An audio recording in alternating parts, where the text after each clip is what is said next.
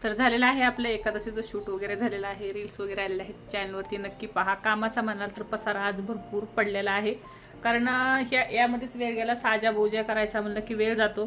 जितकं आपल्याला जे सोपं दिसतं तेवढं सोपं नाही आहे, कारण उरकायचं हे करायचं. आणि आज मला एकादशी आहे, तर काहीतरी स्पेशल बनवूया. त्यामुळं पूर्णपणे तयार झाले आणि नंतर आपल्या रील वगैरे बनवलेल्या आहेत मी. तर आता काम म्हणताल तर फक्त फराळाचं झालेलं आहे, बाकीचे सर्व कामं हे आपली राहिलेली आहेत. बऱ्यापैकी कामं राहिलेली आहेत आणखी. तर आता वाजलेले आहे दुपारचे 3 वाजे, अजून फराळ राहिलेली आहे, मुलांची वगैरे झालेली आहे. पण आता ते सगळं थंडगार झालं असेल, आता परत त्याला गरम करायला लागेल आणि तसंच खायला लागेल. किंवा आता भूक लागलेली आहे जास्तच, वाटलंच तर मी तसंच खाईल. चाललेलं आहे. शाबूची खिचडी नाही खायची मी, दसम्या केलेल्या आहेत वरईच्या, म्हणजे भाकरी वगैरे बनवलेल्या आहेत, तर त्याच खाण्याचा होईल तितका तर प्रयत्न करणार आहे. तर चला, रील्स आलेले आहेत, नक्की पहा, नक्कीच आवडतील तुम्हाला. चॅनलवरती छान छान रील्स टाकलेले आहेत. आणि ऊन म्हणाल तर भरपूर पडलेलं आहे आज. रोज तरी थोडंसं आभाळ वगैरे असतं, पण काल दुपारपासून नुसतं ऊनच पडायला सुरुवात झालेली आहे आमच्याकडे. पाऊस काही नाही आहे. तर जाऊ द्या, आज उद्या नाही आला तरी चालेल. नाक दुखायला लागलं माहिती आहे का, नथ घालून सवय नसली ना खूप प्रॉब्लेम होतं माहिती आहे का. घालायचं हे करायचं सोपं आहे, दिसायलाही छान दिसतं, पण त्यासाठी सहन खूप करायला लागतं.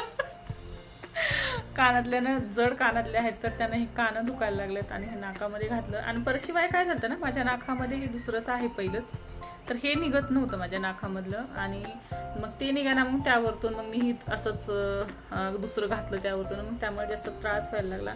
आणि रील्स वगैरे शूट करायचं म्हणलं का थोडा वेळ लागत नाही, खूप टाईम लागतो, तुम्हाला तर माहितीच आहे. कारण त्या बनवायला लागतात, जोपर्यंत छान होत नाही तोपर्यंत त्या कट करायला लागतात, परत बनवायला लागतात, परत कट करायला लागतात. कुठलंच काम हे सोपं नाही आहे, खरंच सांगते मी तुम्हाला. आपलं वाटतं हे सोपं आहे, ते सोपं, कुठलंच सोपं नाही आहे.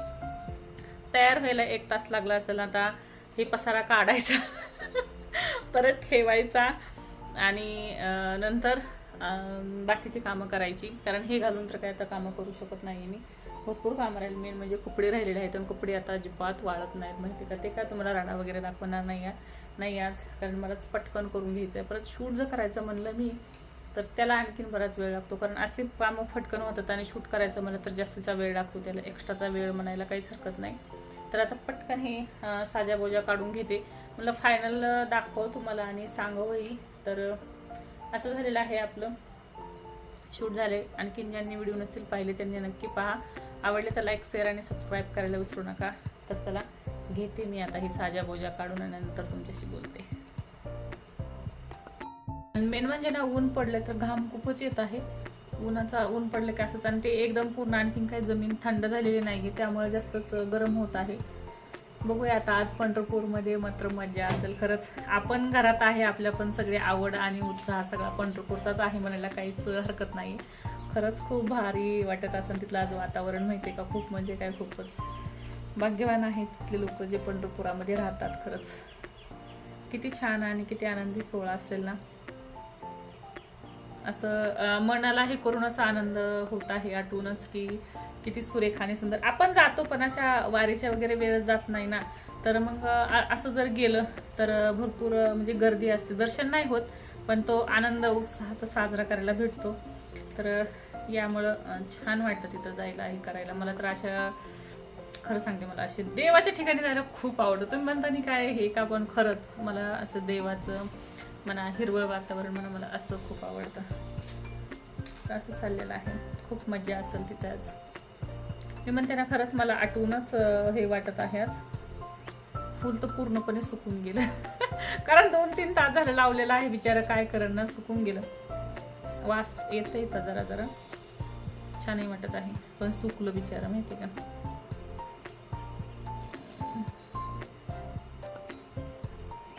तर चला, हे काही निघत नाहीये मला, मी घेतेच काढून आणि नंतरच बोलते तुमच्याशी. आता घेते काढून. हा, तयार झालं हे आहे. हा आहे आपला फायनल लुक.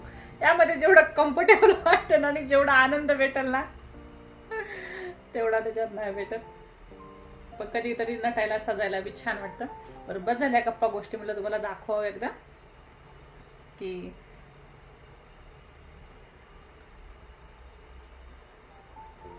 खरं सांगायचं म्हणलं तर इतका आता त्या धुण्या भांड्याचा इतका वैताग आला अजिबात करावं अशी इच्छा नाही आहे. पण चुकतंय कोणाला, करायला तर लागणारच आहे मलाच. तर मग आता जास्त वेळ नाही घालता, इच्छा नाही आहे, करायलाच लागणार आहे. त्यामुळे फराळ अगोदर करत नाही, अगोदर ते करून घेते आणि नंतर मग फराळ करून घेते. नाहीतर मग जर खाल्लं मग तर खूपच आळस येईल मला. त्यापेक्षा अगोदर करून घेते आणि नंतर मग बघते बाकीचं. माझी मुक्ताई कशी तयार झाली आता. मी झाले होते अगोदर, माझं बघितलं आणि मग तिलाही उल्हास आला तयार व्हायचा. तर आता तीही तयार झालेली आहे. खूप छान आणि प्रसन्न वाटत आहे माहिती का. लाडू हो इकडे बघ. लाडू ही तयार झालेली आहे आता.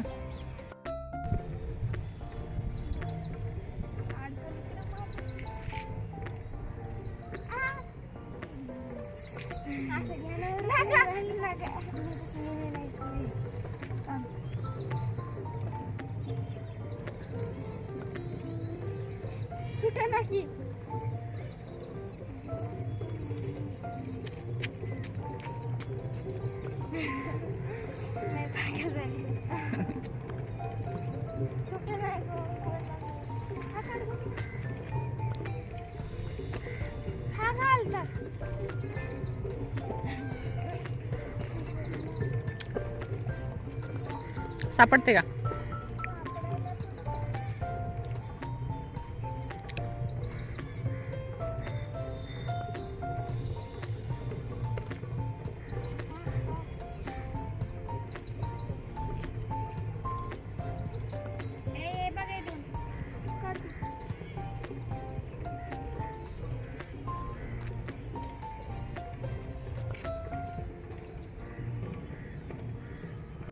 मी तयार झालेली बघितली की लाडूला वाटलं की आपणही स्वतः तयार व्हावं. मी साडी काढून टाकली आणि लाडूनं लगेच उचलली आणि घालायला सुरुवात केली. मग तिलाही छान नटवलं, कारण मुलींना खूप आवडतं नटायला आणि तिला लाडूला तर अशा गोष्टी खूपच आवडतात. आणि शेजारची मुलगी होती तीही छान सुंदर नटली होती. मग तिचं बघून दोन्हीही छान तयार झाल्या.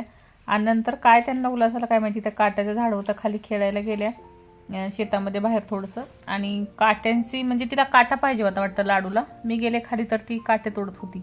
मग मी म्हटलं मी देते तोडून, तर नाही म्हणली मलाच पाहिजे आहे. आणि काटा घुसला, काटा काढण्यासाठी म्हणजे काटा शोधत होत्या त्या. एक जणीला काटा खुडला आणि ते काढण्यासाठी ह्या दोघीजणी काटा शोधत होत्या.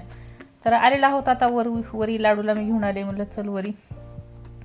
तर माझी क्यूट अशी सुंदर परी छान दिसत आहे आज. माझीच नजर नको लागायला माझ्या लाडूला. तर अशी आहे. आणि ती अजिबात कॅमेरासमोर यायला नको म्हणते. तिला एवढी लाज वाटते खूपच, म्हणजे नको गो मम्मी, नको गो मम्मी म्हणत मी बळ तिला ओढून घेतली आणि दाखवलेला आहे. तर पाहू शकता गेली माझ्याकडनं ती परत. तर हा आहे लाडूचा आपल्या फायनल लुक. बळबळ मी बाहेर आणली. मला थोडेसे तुझे फोटो वगैरे काढू दे. ती नकोच म्हणत होती पण तरीही आणली.